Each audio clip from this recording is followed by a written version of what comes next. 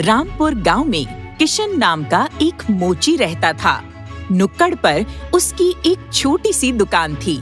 समय समय पर गांव वाले अपने जूते चप्पलों की मरम्मत उससे करवा लिया करते थे। पैसे से वो गरीब पर दिल से बड़ा अमीर था। सबसे मीठी बोली बोलना और सबकी मदद करना हमेशा से उसका स्वभाव था। पर उसके अपने ही घर में उसकी कोई इज्जत नहीं थी, खासकर अपने बेटे सूरज के सामने। आप जानते हैं, मेरे सब दोस्तों के पापा कुछ न कुछ अच्छा काम करते हैं। मैं उन्हें क्या बोलूं कि मेरे पापा लोगों के जूते सिलते हैं। अरे बेटा, कोई भी काम छोटा या बड़ा नहीं होता। हमारे घर में 2 वक्त की रोटी इसी काम से तो आती है। 2 वक्त की रोटी भी क्या ठीक आती है? कभी दाल नहीं है, कभी चावल नहीं है। लोगों के घर जाकर देखिए, उनकी तिजोरियों में गड्डिया गड्डी है। अपनी दुकान पर बैठने से तो अच्छा है कि आप किसी खजाने की खोज पर निकल जाइए। खजाना मिले ना मिले, पर कम से कम आपको दुकान पर देख मुझे बेइज्जती महसूस नहीं होगी।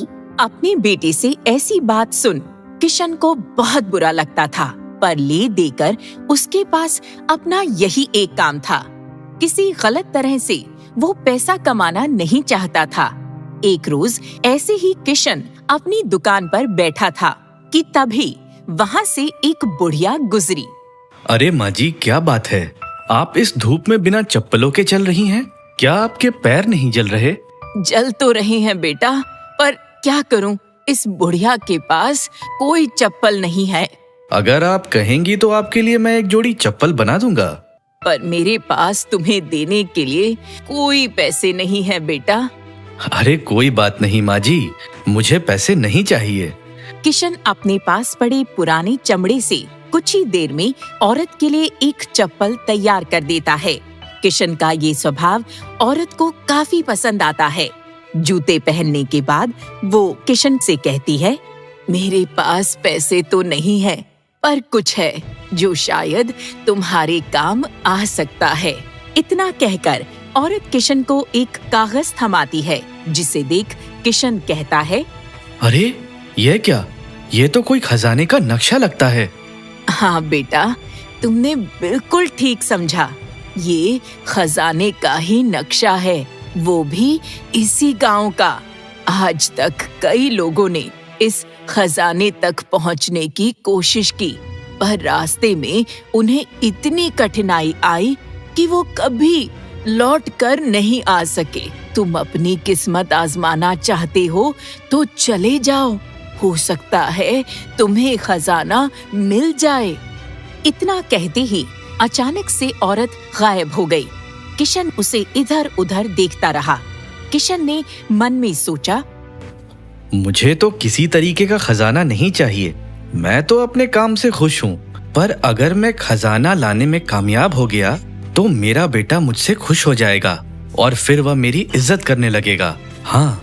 किशन के अंदर का बाप जाग गया और उसने ये तय कर लिया कि वो कल सुबह खजाने की खोज में निकल पड़ेगा। नक्शे में देखते देखते किशन एक सुरंग तक पहुंच गया। अच्छा, तो लगता है ये वही सुरंग है। किशन जैसे ही सुरंग के अंदर गया, बड़ी तेज बिजलियां कड़कने लगी। कुछ पल के लिए किशन को डर लगा, मगर वो लगातार चलता रहा और कुछ ही देर बाद वो एक अलग सी दुनिया में पहुंच गया। नक्शे के मुताबिक मुझे इस तालाब को पार करना होगा। किशन को तैरना आता था। उसने जैसे ही तालाब में पैर डाला, अचानक से वो घबरा गया। अरे यह क्या? इतने सारे जहरीले सांप और मगरमच्छ! इनके रहते तो यह नदी पार करना नामुमकिन है। किशन खड़ा खड़ा सोच रहा था कि तभी अचानक चारों ओर एक तेज रोशनी फैल गई और उसके सामने एक बेहद सुंदर सी अप्सरा प्रकट हुई। कौन हो तुम? मैं हूँ अप्सरा चंद्रमुखी, सारी अप्सराओं में सबसे सुंदर। अपने लिए एक वर तलाश रही हूँ और तुम्हें देख लगता है मेरी वो तलाश खत्म हो गई। मैं जानती हूँ तुम ये नदी पार करना चाहते हो। अगर तुम मुझसे शादी कर लो तो मैं ये नदी पार करने में तुम्हारी मदद कर दूंगी। तुम यह नहीं जानती कि मैं पहले से शादीशुदा हूँ। मेरी एक बीवी है जिससे मैं बहुत प्यार करता हूँ। तुम अप्सरा होगी अपने अप्सरा लोक की, मगर मेरे लिए तो मेरी बीवी ही मेरी अप्सरा है। किशन की बात सुन अप्सरा बहुत खुश हुई और किशन से बोली, चलो मैं तुम्हें जादू से ये तालाब पार करवाने में तुम्हारी मदद करती हूँ। क्या? पर तुमने तो अभी कहा कि वो तुम्हारी एक परीक्षा थी जिसमें तुम पास हो गए। और अगर मैं गलती से हाँ बोल देता तो अभी इस वक्त तुम यमराज के साथ उनके रथ पर होते। इतना कहते ही अप्सरा जोरों से हंसने लगी। अप्सरा ने अपने जादू से किशन को एक चींटी जितना छोटा बना दिया और फिर उसे अपने हाथों में लेकर नदी के ऊपर से उड़ती हुई दूसरी ओर पहुंच गई। किशन को उतारने के बाद अप्सरा बोली, इसके बाद का रास्ता और भी ज्यादा मुश्किल है, अपना ध्यान रखना। इतना कहते ही अप्सरा गायब हो गई। अब शाम हो चली थी। धीरे धीरे अंधेरा हो रहा था। किशन लगातार आगे बढ़ रहा था। तभी एक बड़ी सी दीवार के सामने आकर उसके कदम रुक गए। कौन हो तुम? मैं हूँ राक्षस टंगबली, जो तोड़ देगा तुम्हारी हड्डी पसली। पर तुम मुझे मारना क्यों चाहते हो? क्योंकि मैं उस खजाने का रक्षक हूँ जिसे तुम यहाँ लेने आए हो। मेरे रहते हुए तुम उसे नहीं पा सकते। मेरे मरने के बाद ही वो खजाना तुम्हें मिलेगा। तुम्हें मेरा सामना करना होगा, वरना मैं तुम्हें मार दूंगा। इतना कहते ही टंगबली जोर जोर से हंसने लगा। किशन ने मन में सोचा। एक पल के लिए किशन को लगा कि उसने यहाँ आकर गलती कर दी है, मगर तभी उसे याद आया कि वो किशन है।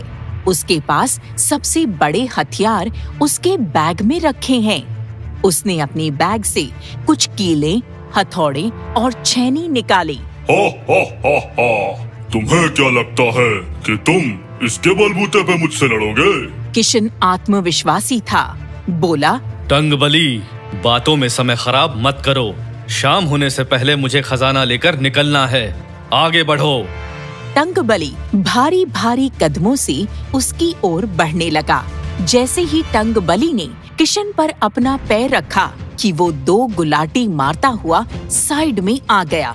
किशन ने भगवान का नाम लिया और एक कील जोरों से टंगबली के पैर की तरफ फेंकी और उछलते हुए उस पर हथौड़ा मार दिया। टंगबली जोरों से चीख पड़ा। किशन ने तुरंत ही दूसरी कील लेकर उसके दूसरे पैर पर ठोक दी। इसके बाद किशन ने हथौड़ा लिया और टंगबली के शरीर पर वार करने लगा। किशन लगातार कभी हथौड़ा कभी छेनी चलाता। टंगबली दर्द के मारे चीख रहा था और फिर किशन ने सीधे टंगबली की आंखों पर वार किया। वार करते ही टंगबली गायब हो गया और उसकी जगह सोने के सिक्कों की बारिश होने लगी। ये देख किशन बहुत खुश हुआ। ओह, तो इसका मतलब यह राक्षस ही वो खजाना था जिसका जिक्र इस नक्शे में किया गया था। चलो जल्दी से घर चलता हूँ और अपनी बीवी बच्चों को बताता हूँ। किशन ने घर आकर जो अपनी बीवी बच्चों को ये पूरी बात सुनाई तो वो बहुत खुश हुए। इतना सारा सोना देख सबका जीवन सफल हो गया। सूरज को भी अपनी गलती का एहसास हो गया। वो बोला, पिताजी मुझे माफ कर दीजिए। मैंने हमेशा आपकी तुलना दूसरों से की, जबकि मेरे लिए आपने इतना बड़ा खतरा मोल ले लिया। और तो और मैं हमेशा आपके काम को कोसता रहता था, पर आज उसी काम की वजह से आपको ये खजाना मिला है। मुझे माफ कर दीजिए। इतना सुनते ही किशन की आंखों में आंसू आ गए। उसने अपने बेटे को गले लगा लिया। उसके लिए खजाने से ज्यादा कीमती अपने बेटे के मन में खुद के लिए प्यार और आदर था।